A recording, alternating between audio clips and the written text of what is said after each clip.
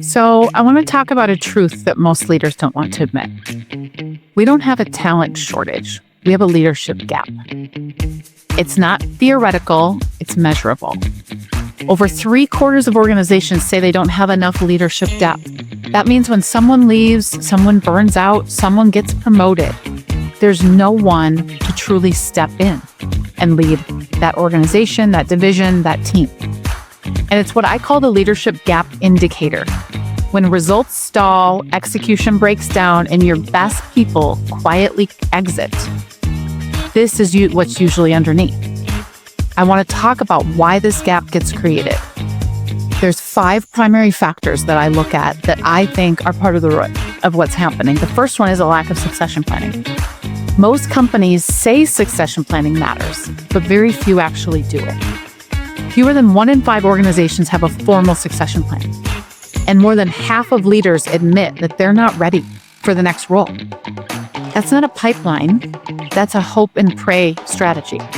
When senior leaders leave, momentum dies, productivity drops, and eventually trust erodes. So this isn't a people problem, it's a leadership avoidance problem. The second issue is there's no clear career pathing. Here's the hard fact. The number one reason people leave organizations is lack of growth, not pay.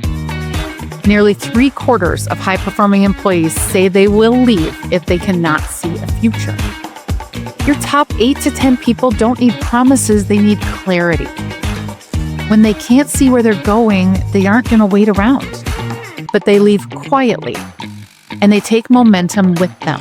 And sometimes you don't recognize the leadership gap until it's a huge issue. The third reason that this leadership gap indicates that we see it in organizations that are underutilizing younger generations.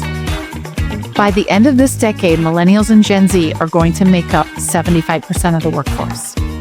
And yet only 6% of Gen Z say they want traditional senior leadership roles. It's not laziness. It's a rejection of outdated leadership models. They don't want control, they want coaching. They want development. They want purpose in the work that they're doing. If leaders do not adapt, they don't just lose engagement, they lose the future of their bench strength entirely. The fourth reason, choosing tech over people. Digital transformation has changed 70% of the skills that leaders need. And yet only a tiny fraction of companies actually integrate leadership development into their core growth strategy. You can't automate trust. You can't AI your way out of weak leadership. Organizations that are going to win and are winning today balance technology with human capability.